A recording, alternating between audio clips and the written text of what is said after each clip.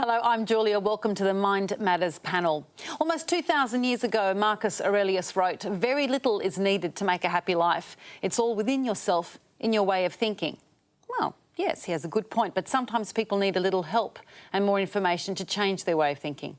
So here to talk with me about the range of services and resources available are Brain and Mind Research Institute Executive Director and Professor of Psychiatry, Professor Ian Hickey.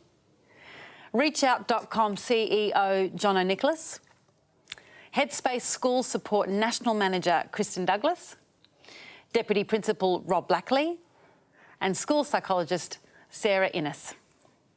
But before we dive into it, let's see how Eagleton High engages with mental health providers.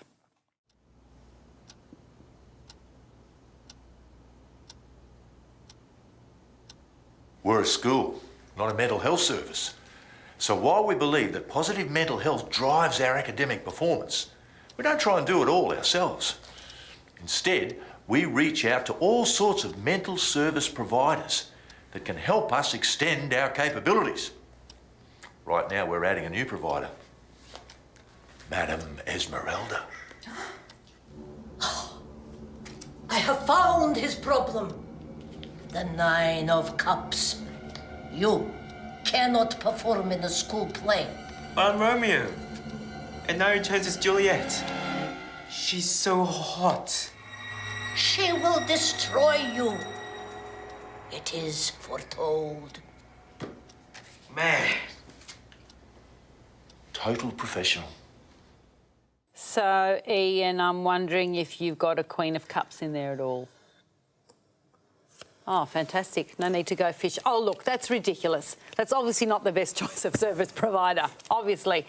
In the video, Phil talks about wanting to expand what his school can offer to students, including Esmeralda. What services are out there, and is this the right thing to do, Ian? Not a good choice, Esmeralda. No, Esmeralda, no. No, possibly not. Not really in this world. There has been a great deal of difficulty for schools about understanding what providers are there, what level of intervention they can provide, and what's a quality service. So, you know, we in the health system haven't helped a lot in the past. Now we have a whole new range of services, online available information, new services like Headspace and the development of better youth services, and then special services behind that. So there are now many more services in Australia, much more easily available, but we've really got to engage with schools what kind of services for what kinds of problems. Kristen, you were really nodding there going, we haven't been good in that area. What got you so into that? I've come out of education into mental health, and it's a bit like trying to get giraffes and zebras to try to mate, Julia. It's really hard. And I think we've made it harder from a mental health perspective. It's such a busy marketplace. Schools are bombarded. They're not quite sure about, you know, what is evidence-based, what isn't. And on the flip side, I think schools need to take responsibility about, you know, learning what's out there. I think in the past couple of years, couple of decades, we've just pushed kids out the gate, wished them good luck, sent them to a service, but not known anything about it ourselves as schools. So there's two responsibilities on both sides of the fence. It's a good place to know where to start. So people are already doing things. For example, young people have been using ReachOut.com for more than the last 15 years. So people have already been doing stuff. People have been using GPs, people have been using youth services. So understanding the framework of what was already there, and then trying to sort out very much from a school point of view that you're organised for what kind of problems, who your preferred providers are, what are the communication systems, and who else gets involved, frankly, parents, etc., part of the partnership between schools and providers. So having a clear idea, the sort of problem you're identifying, if you're going to need to engage a professional, where do you go first, and how does it fit in with what's already working in your area? I mean, the areas of Australia are really different in the range of services on the ground, which is where the development of online services and information has also been incredibly helpful. We would love more teachers to know more about online services. I think that there have been some real questions in teachers' mind, in mental health professionals' minds, as to whether young people should start online. And what we now know is that most young people go online for everything. Google is the answer to everything, whether it be a pizza, a movie or a mental health service, it doesn't matter. The question now is, if a young person's going online to seek help, what we want is them to come to an Australian evidence-based service that can provide the right information and support, but also provide a gateway to all the other services online. I think the challenge now for teachers is to get informed themselves, understand what's out there, and almost put themselves in the mind of a young person seeking help. Jump online, type in the search words that you think might work, and start navigating it from there. I'm going to ask a stupid question. Why is it important that it's an Australian-based service? Is it just simply because it's accessible and you'll find if you need to go and see someone you can, or is information in this country different to other countries? Reach Out actually operates in Australia, Ireland and the US, and what we found is that the base level content is the same. Depression is depression is depression, anxiety is the same, but these things are culturally mediated. What might drive anxiety in a remote town in New South Wales is very different than if you're living in South Central LA. We have different experiences of how people will seek help. Most importantly, we have a very different health system. So if you're actually, to Ian's point, asking yourself, how can I get further help? An American site is actually of very little use when you've got to go through private providers. There's no real public health infrastructure. So that's really the challenge. How do we get the right information, and how does that right information lead to the right action, which might be still self-care, but it also might mean getting further help from a psychologist, from a headspace service, from a GP, and you want that to be localised.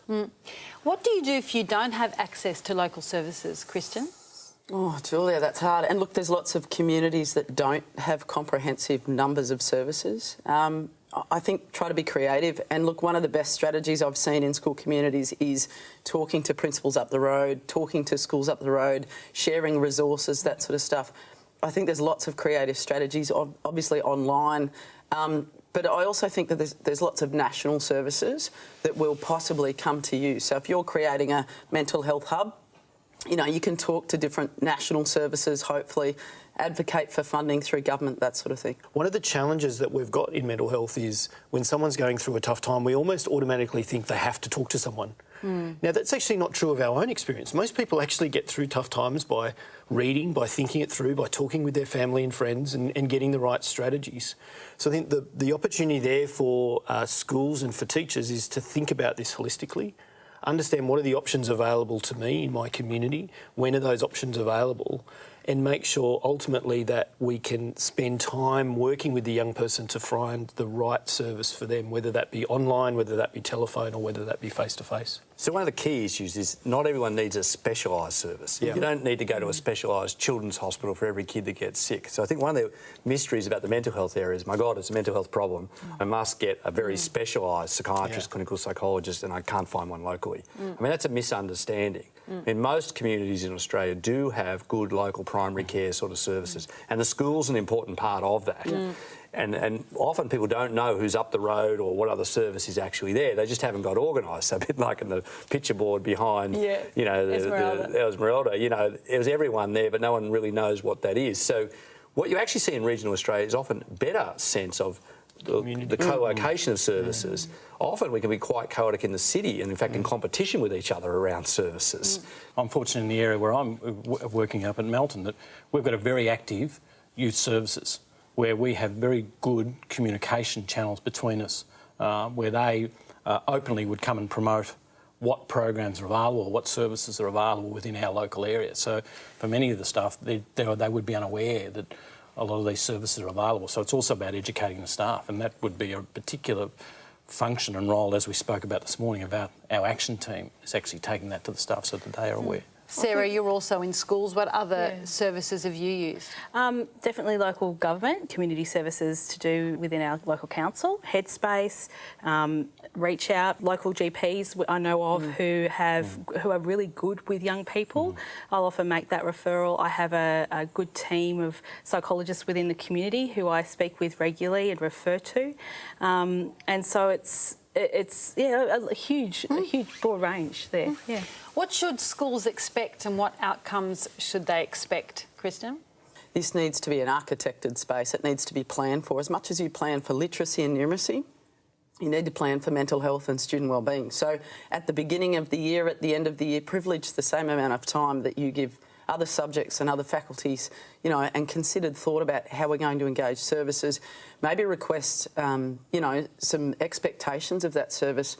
I think the big thing that sometimes we forget as schools is continuity of care. You're allowed to hear how that young person went. we talk a lot about privacy and confidentiality, and sometimes that gets in the way of actually that young person coming back to say, they suggested I need to try this strategy or this strategy, and the teachers have no idea that that was said to that young person yesterday. So continuity of information, you send them off, actually get some information back about not only can what the young person do to improve their situation, but what can we as a school do to improve our situation. To build on that, the other part of it is be persistent. You know, you are a school principal, you are a teacher. If you call up a service, then that's going to be likely a different response than if that 16-year-old in high distress or their parents who are incredibly worried about their child call up and may not get the right response. But just as a teacher would not simply say, well, look, this child has a learning difficulty, I'll call one service once and then we won't talk about it again. You accept that this requires persistence and engagement. It requires talking to the parents more than once. It requires putting in place a plan. And like all systems, the health system may not be as responsive as we like it, but if you are persistent, if you are calm, if you do look to engage, then there are lots of people who care who will try and help you navigate that system as best they can. You've got a plan. I mean, if you ring up once in a crisis and expect somebody else to respond, you've got no idea what won't happen. So the smart schools have worked out with preferential providers, with systems, what they're actually doing. There's a lot out there. We've seen a massive expansion in psychological services under Medicare in the last decade. There are a lot of people out there. It's better if it's organised, like through a headspace system, and you've got some organisational relationship. Then when stuff happens, it's not just one kid. You've got a whole system of working through the information sharing, the disclosure, and ways of working, common things that come back. So that it's not the first time teachers had to deal with implementing this particular recovery program or that particular sleep-wake program or dealing with substance abuse in your school. It's the 15th kid from your school that's actually been admitted to the emergency department over the weekend. Do you think you might, at the school level, start to do something on a number of these issues? So you get involved in not just the individual issue, you get a familiarity. What's your role? What's the legitimate role of the health provider? That way the health providers themselves, in fact, are more responsive in those situations. They've developed a relationship. Who can refer? Can teachers send students to these services without parents? I think best practice doesn't always work, but best practice would be would be that obviously you talk to the family or the parent before you make a referral, because you want them to be a part of the plan, to be a part of the action. Sometimes that works, sometimes it's a good idea, for whatever reason, sometimes it's not. I think the other space is if schools set up internal processes that you don't want just garden variety teachers randomly making referrals without talking through the process of should this go to the wellbeing team, should this go to the leadership first. So you want them to come through an internal avenue. But look, at the end of the day, anyone can refer. It's about how you share that information to the team that is going to support that young person when they come back. I think schools can really help here. A lot of parents don't know. You know, it's the first time it's happened to them, their kid. Where a school says, oh, look, don't worry, we've been through this 15 times before. We've worked with Headspace, or we've worked with our local youth service, or we've worked with some other provider. This is how it actually works. That's actually really helpful to a lot of parents who don't really know. And it's okay, the kid doesn't have to leave the school. You get the professional help. We're going to work on staying in school. You know, we know what we're doing. You know, it's great anxiety reduction for parents who otherwise haven't got a clue. And thinking less about referring and more about safe handover of responsibility. And one of the things that can often happen in here is we tell a distressed young person or a distressed family, here's the number of a GP or here's the number of a service, you go and make the appointment. Good luck. And what we know from our own research, particularly young people, particularly young men, is if someone's willing to make the appointment there for them, I'll do all the logistics. You just turn up at this service at 4 p.m. Can I give you a lift? Is there a friend you would like to go to that first appointment with you? Can I take you round to the counsellor's office? Then the young person is increasingly likely to do it because that's the experience that will best get them there. Well, I was going to ask, what if a student doesn't want to engage with an outside service? You're actually saying, well, you've got to really be direct about it, make all those things possible, and then and get them to go. I think one of the issues here is we can forget that most young people are pretty reasonable. You know, they want to get help, they want to get better, which is why they've told you. So it may mean that they may not react incredibly excitedly about going and seeing a psychologist the first time, but if you take the time, explain the benefits, explain how to make an appointment, explain that you don't need to pay, then they will start seeing the process and see it going This is where through. information matters, though. I mean, there's the demystifying things. Yes. So we've done from a lot of research and the online research. If you go somewhere, like go online and start discussing the issues, the health system, if you turn up to the health system and you've got information and you know what you want, that's what you'll get. Yeah. You know, so you need to be informed consumers of the health system. And this is the great thing about online resources, is a teacher could sit down with a young person and say, let's download the fact sheets. Or one of the great stories I heard from a teacher was saying, let's jump on the stories. You read the stories on Reach Out and you tell me which are the people in the stories that most feel like you.